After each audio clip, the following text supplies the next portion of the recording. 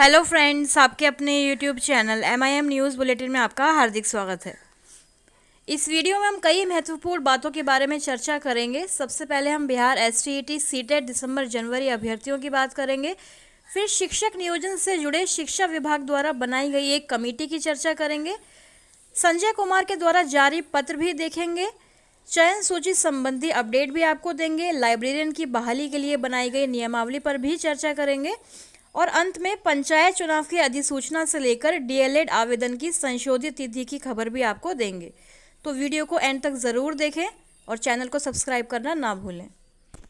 और हाँ, हमारी वीडियो को कॉपी करके अपने चैनल पे अपलोड करने वाले यूट्यूबर से आपको सावधान रहने की ज़रूरत है, क्योंकि MIM न्यूज़ बुलेटिन की आवाज़ को कॉपी करके कई चैनल्स हमारी यूज़फुल इन्फॉर्मेशन को, हमारी वीडियोस को अपने चैनल पे रीअपलोड कर देते हैं।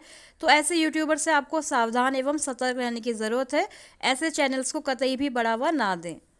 बिहार STET की बात करने से पहले आपको यह बता दें कि कल यानी 23 अगस्त 2021 को मुख्यमंत्री नीतीश कुमार की अध्यक्षता में बिहार के 10 राजनीतिक पार्टियों के प्रतिनिधिमंडल PM नरेंद्र मोदी से मिलने के लिए गए थे। उनका मुद्दा जाति आधारित जनगणना को लेकर था और हाँ, राज्य में STET अभ्यर्थियों की नियुक्ति को लेकर या सर्टिफिकेट रिलीज का जवाब देने के लिए तो CM के पास पर्याप्त जानकारी होती नहीं है। उसी से संबंधित एक ट्वीट प्लूरल्स पार्टी के प्रेसिडेंट पुष्पम प्रिया चौधरी ने किया है, जिसमें उन्होंने लिखा है कि STET सीटेट पास अभ्यर्थी नियुक्ति के बिना निराश हताश है। पैसे की कमी बताकर सरकार ने बिहार में शिक्षकों की 5 लाख वैकेंसी रखी हैं। हर धर्म जाति के युवा शिक्षक बनेंगे, पर सर्व शिक्षा अभियान के पैसे बढ़ाने के लिए कितनी बार सर्वदलीय प्रतिनिधिमंडल देश के PM से मिला है। और बिहार में हर धर्म जाति के युवा बेरोजगार हैं।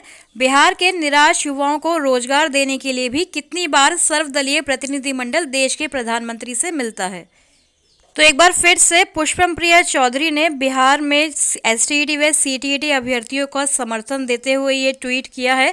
देखते हैं कि नीतीश कुमार पर या बिहार सरकार पर इसका क्या असर पड़ता है।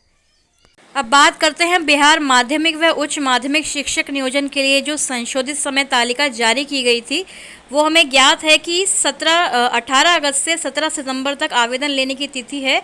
उसी से रिलेटेड एक दोबारा से शिक्षा विभाग द्वारा पत्र जारी किया गया है, जिसमें उन्होंने एक कमेटी का गठन किया है और उसी से संबंधित खबर आज के अखबारों में भी प्रकाशित की गई है। 30,020 शिक्षकों की बहाली की होगी कड़ी निगरानी। प्राइमरी टीचर की नियोजन प्रक्रिया से लिया सबक और शिक्षा विभाग ने प्रमंडल स्तर पर बनाई 5 अफसरों की टीम।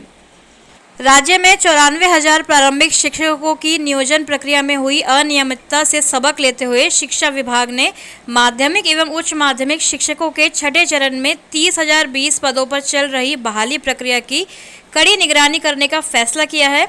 इसके लिए विभाग द्वारा प्रमंडल स्तर पर निगरानी की व्यवस्था की गई है और मुख्यालय स्तर के 5 अफसरों की अलग अलग टीमें भी गठित की गई हैं। तो आप शिक्षा विभाग के द्वारा जारी किए गए पत्र में देख सकते हैं पॉज करके कि 5 प्रमंडल आवंटित किए गए हैं। कोसी एवं पूर्णिया को एक प्रमंडल बनाया गया है, मुंगेर, भागलपुर, उसके बाद मगध एवं सारण, फिर दरभंगा एवं तिरहुत और पटना के लिए एक प्रमंडल बनाया गया है, जिसके लिए अलग अलग पदाधिकारी उपलब्ध कराए गए हैं। और यह पत्र निदेशक माध्यमिक शिक्षा मनोज कुमार द्वारा जारी किया गया था।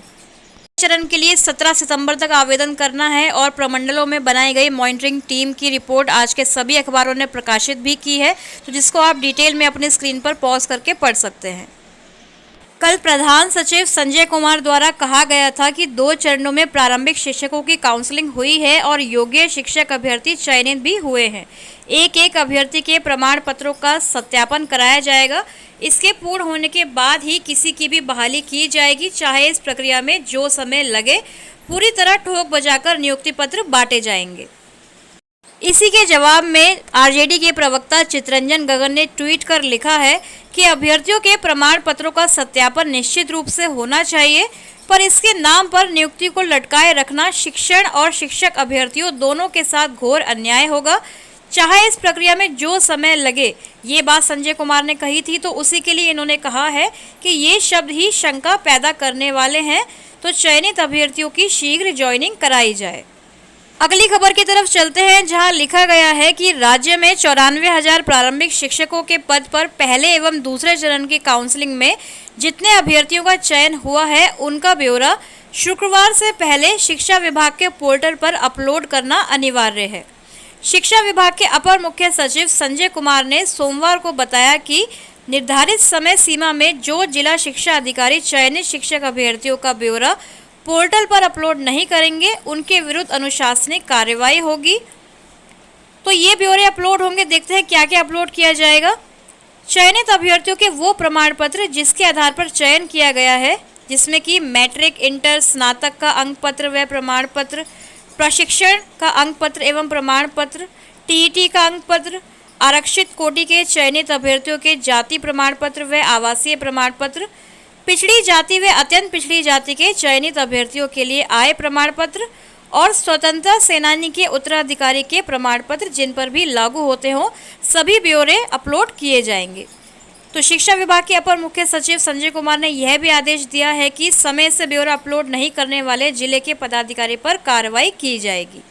इसके अलावा एक और पत्र बिहार सरकार शिक्षा विभाग के अपर मुख्य सचिव संजय कुमार द्वारा निकाला गया है, जिसमें विषय रखा गया है कि वर्ष 2019-20 में राज्य के प्रारंभिक विद्यालय में शिक्षक के पद पर नियुक्ति की प्रक्रियात्मक समीक्षा हेतु वीडियो कॉन्फ्रेंसिंग में भाग लेने के संबंध में वीडियो कॉन्फ्रेंसिंग के माध्यम से शिक्षक पद पर नियुक्ति की समीक्षा की जाएगी, जिसमें नियोजन इकाइयों की सूची जहां काउंसलिंग रद्द कर दी गई थी या काउंसलिंग नहीं हो पाई थी, उससे संबंधित सारी चर्चाएं होंगी। तो इस लेटर को भी आप डिटेल में पढ़ सकते हैं, आप अपनी स्क्रीन पर पॉज करके इसको पढ़ सकते हैं डिटेल में।